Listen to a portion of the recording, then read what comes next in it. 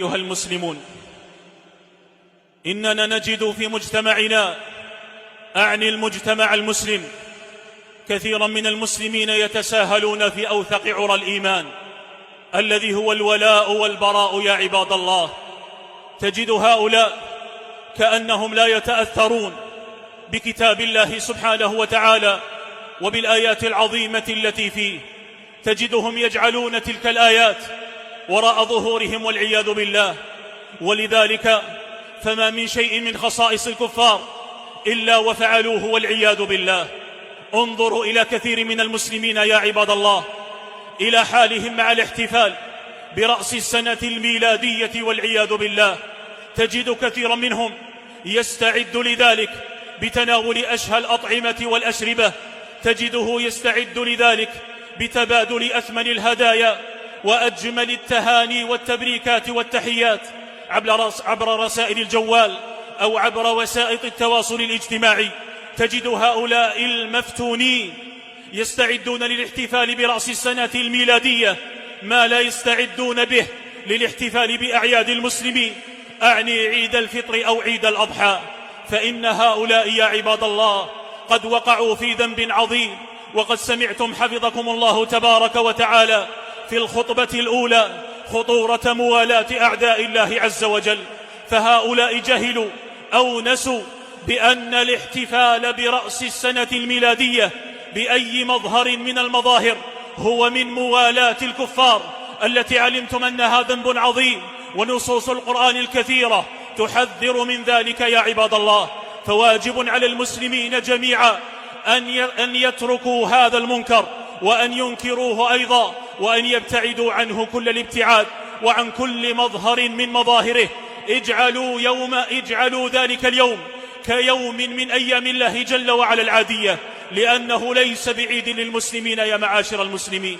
وثمة أمر ملاحظ، وهو اعتياد كثير من المسلمين الاحتفال برأس السنة الميلادية. ألم يجد هؤلاء من يعلمهم حرمة ذلك؟ ألم يجد هؤلاء من ينكر عليهم؟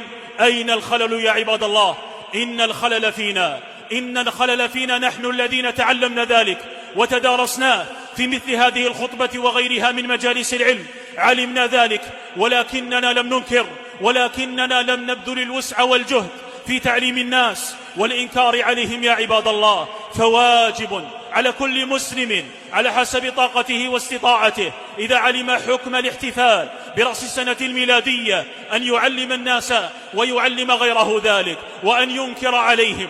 فإذا بعث لك أحدهم رسالة فيها تهنئة برأس السنة الميلادية رد عليه بأدب، علمه أن هذا الأمر خطير، إنه يتعلق بنقص لا إله إلا الله، وقد يكون ناقضا لها إذا أحب المشركين وأحب دينهم وأحب ما هم عليه يا عباد الله من الكفر والضلال.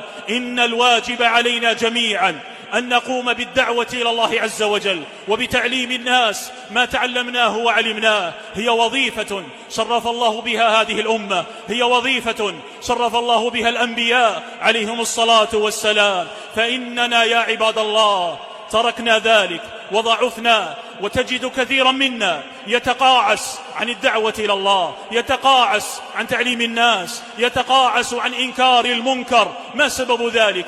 إما أن يكون تهاونا وتكاسلا وتفريطا، أو يكون ذلك يا عباد الله جبنا يلقيه الشيطان في قلوبنا وتخوينا، أو يكون ذلك اعتمادا على غيرنا وتسويفا، أو يكون ذلك يأسا من الإصلاح وقنوطا. وكل هذا لا ينبغي يا معاشر المسلمين.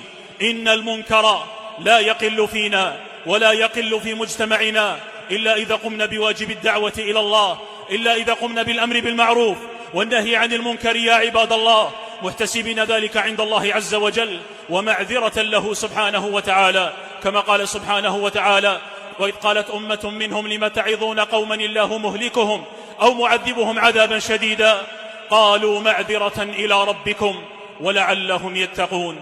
اللهم أبرم لهذه الأمة أمر رشد يعز فيه أهل الطاعة ويهدى فيه أهل المعصية. اللهم اهدنا أجمعين واهد بنا يا رب العالمين. وسبحانك اللهم وبحمدك أشهد أن لا إله إلا أنت، أستغفرك وأتوب إليك، والحمد لله رب العالمين.